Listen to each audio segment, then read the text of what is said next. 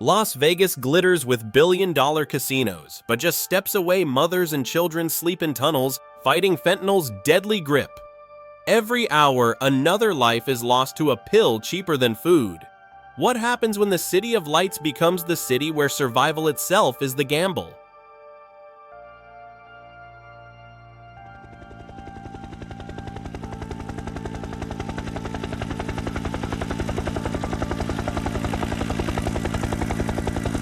In 2025, the United States faces a storm that does not sleep.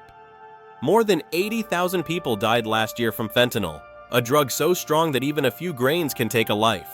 Across the nation, the numbers rise like a tide that no one can hold back. But in Nevada, the tide crashes harder. Las Vegas shines with neon lights that promise fortune, yet only a mile away the shadows tell another story. Under bridges, along Four-Master Lane, and inside the tunnels that run under the Strip, men, women, and children fight a daily battle with homelessness and addiction. The contrast is sharp. Tourists pay $30 for a cocktail inside a casino, while just outside a mother counts her last coins to buy diapers or food. The crisis in Las Vegas is not only about drugs or poverty, it is about mothers holding babies close while fearing the night. One young mother, only 23, cradles her toddler against her chest as she speaks in a whisper. "I never thought this would be us," she says, her eyes fixed on the ground. "Every night I wonder if I will wake up. I wonder if he will." Her words carry the weight of a truth that no number can explain. Fentanyl, now easier to find than a sandwich, seeps into every corner of the city. In Clark County alone, overdoses linked to fentanyl rose by more than 40% in the past year, outpacing the national rise. The crisis is not hidden. It is written in the lines of weary faces and in the white powder that clings to park benches and motel carpets. The root causes are tangled. Rent prices in Las Vegas have climbed by nearly 25% in just 2 years, and many families cannot keep up. Jobs in casinos and hotels pay low wages, and childcare is both rare and expensive. For single mothers, choices become impossible. When income fails, eviction follows, and soon the streets become the only home. On the streets, fentanyl is sold for as little as $5 a pill, cheaper than a meal at a fast food chain. What begins as a way to escape the pain quickly becomes a chain that drags deeper each day. While other cities fight the same battles, Las Vegas shows extremes. Wealth in bright lights above and despair in dark tunnels below. The Strip pulls in billions from visitors, yet families a block away cannot find clean water or a safe place to sleep.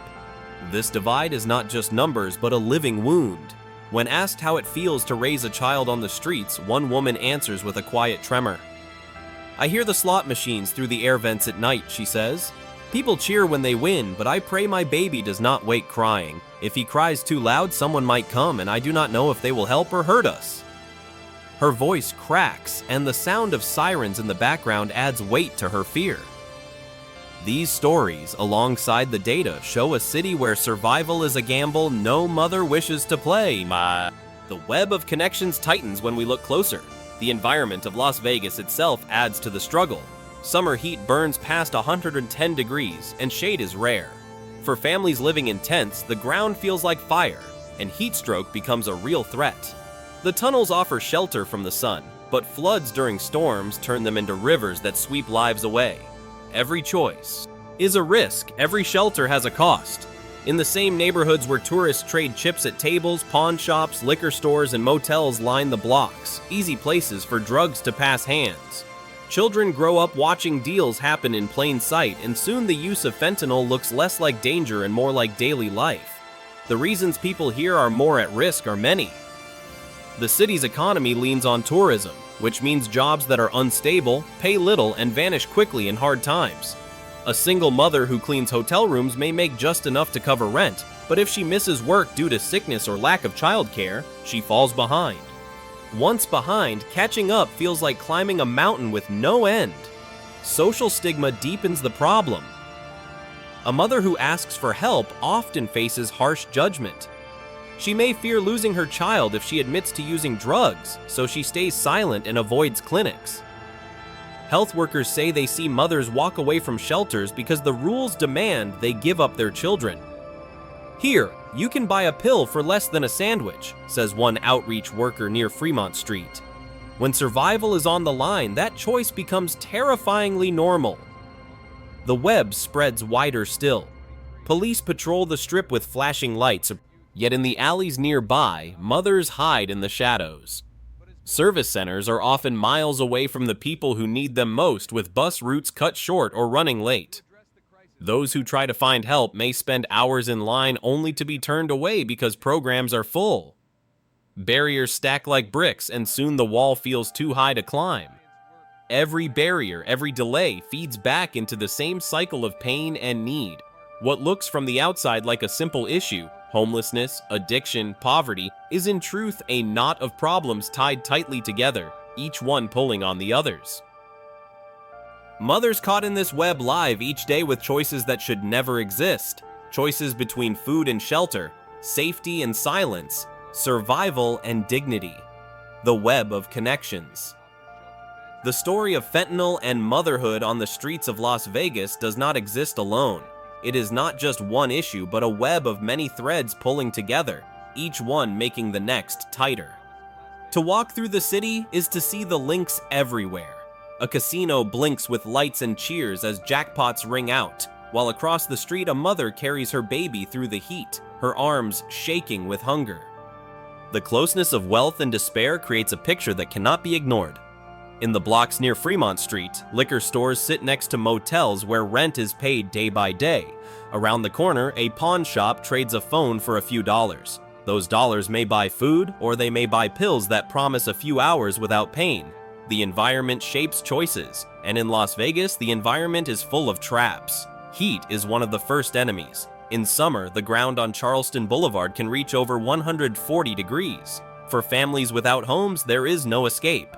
Mothers sit under bus stops with children, fanning them with torn cardboard, praying for a breeze.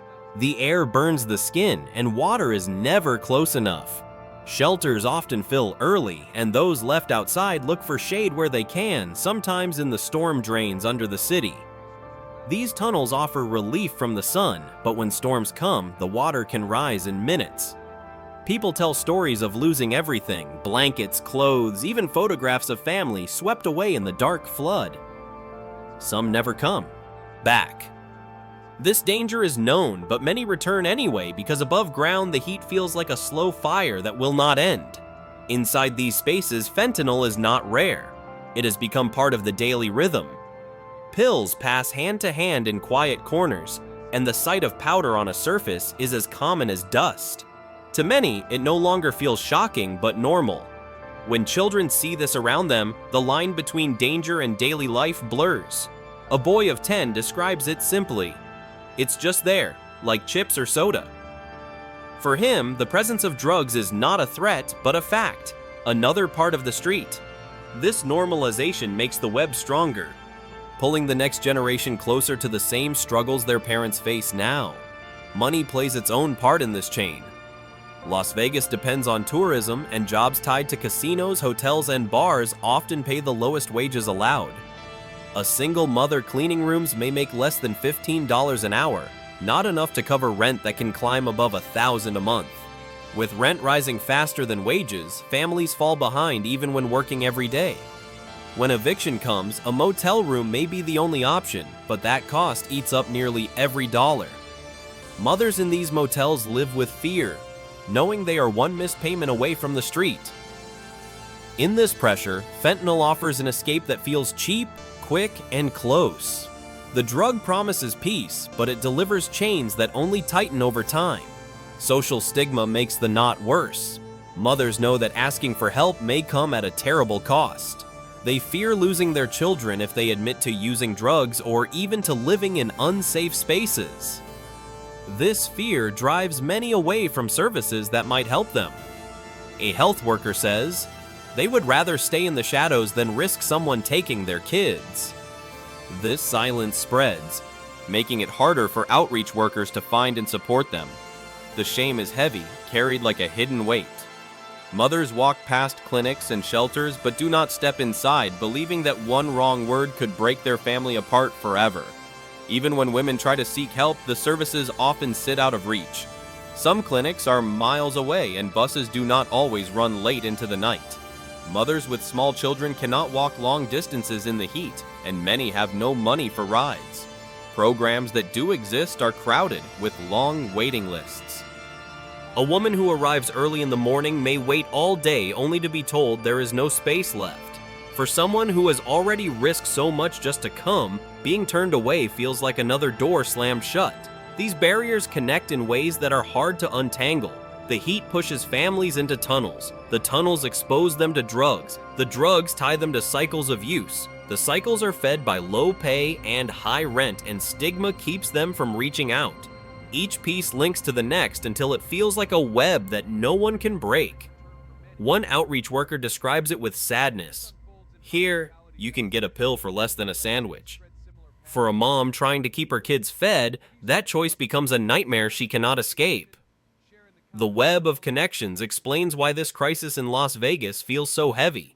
It is not one problem stacked on another, but many problems tied so tightly that pulling on one only makes the rest stronger.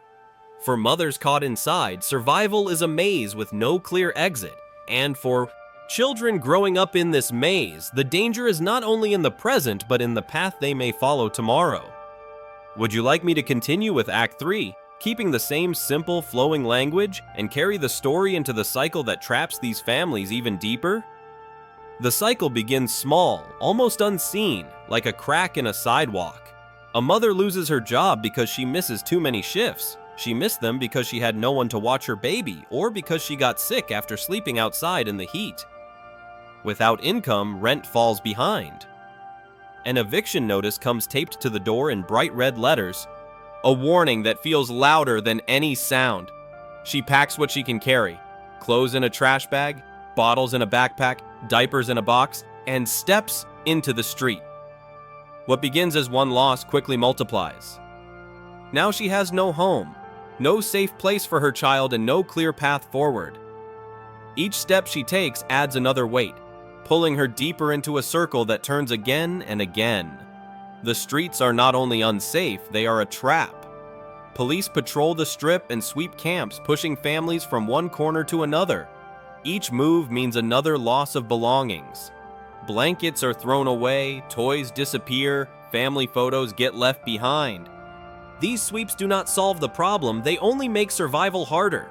When a mother has nowhere to keep baby formula cold, she may turn to quick food from gas stations, filling hungry stomachs but leaving health to fade. As her health drops, her chance to work falls too. Without steady work, she cannot climb back to housing. This is how the cycle spins, always pulling her down even when she tries to rise.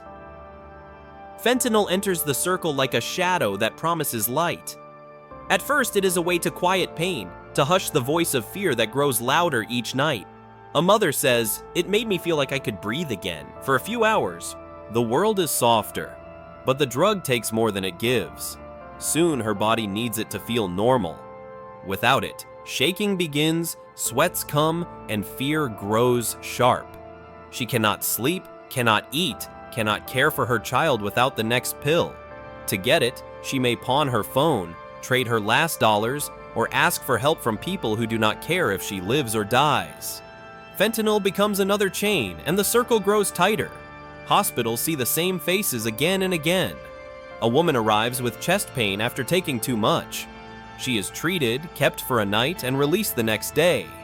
There is no bed in a long-term program, no space in detox, no stable home waiting. Within days, she returns weaker than before. Doctors call it the revolving door. The same people pass through again and again, costing millions, yet nothing changes. The system saves them for a moment but sends them back to the same streets where the cycle continues. Shelters offer help but often come with rules that make staying impossible. Some require mothers to arrive by a set curfew, but many women work jobs that end late at night. If they come back after the doors close, they lose their bed. A mother tells her story. "I was cleaning rooms at a hotel. My shift ended at midnight. I came back, but the doors were locked. 2 days later, child services came. I lost my baby." Her voice breaks and tears fall as she remembers the moment she handed over her child. This rule, made to keep order, instead pushed her deeper into the cycle. She worked to survive, and by working, she lost the very thing she wanted most. Policies add to the weight. Drug use is often treated as crime instead of illness. A mother caught with a small amount of fentanyl may go to jail. In jail, she cannot care for her child. When she leaves, she carries a record that makes finding work harder. Without work, housing is out of reach. Without housing, the streets wait again.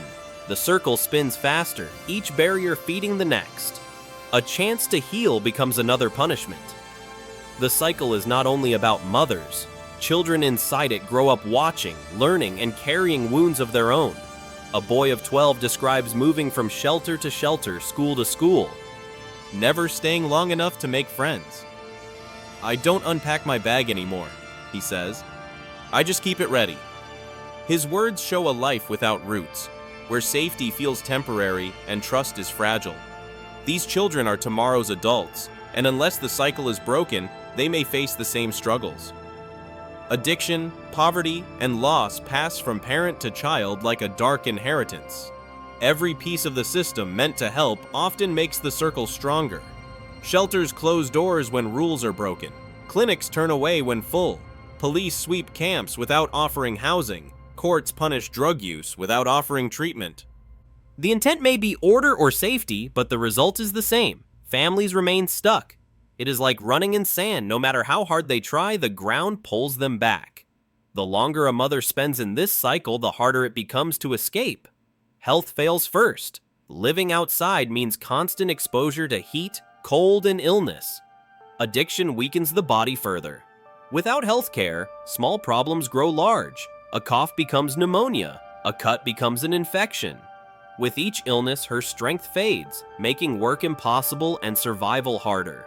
The cycle does not just trap, it wears down, breaking people piece by piece. For many, hope feels distant, almost gone. Yet within the cycle, they keep trying. A woman sits on a curb, her child asleep beside her. She whispers, "I just need one break, one chance, that's all." Her words hold the truth of the vicious cycle. It is not lack of will, but lack of doors that open. Each closed door, each failed system spins the wheel again. And unless something changes, the wheel will keep turning, pulling the next family, the next child into its endless motion. Would you like me to continue with Act 4, giving it the same detailed, simple flow, but with hope and solutions rising against this cycle? In the middle of the shadows, there are sparks of change. In downtown Las Vegas, a van painted bright blue pulls up to a corner near Maryland Parkway.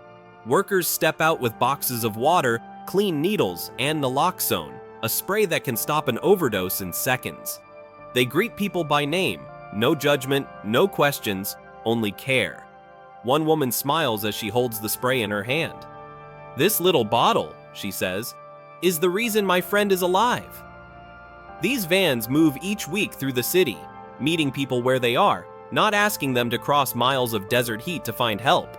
For mothers on the street, the vans offer more than supplies. They offer dignity, a moment of being seen. Not far away, a new building glows with soft lights in the evening. Inside is a pilot program made for mothers, one of the first of its kind here. It is not just a shelter. It is a place where childcare, treatment, and housing come together. A mother can bring her baby and know she will not be forced to give him up just to get help. In one room, women sit in a circle while toddlers play safely nearby. One mother wipes tears from her face as she speaks. "They gave me a chance, not rules I could never follow. That's what saved us."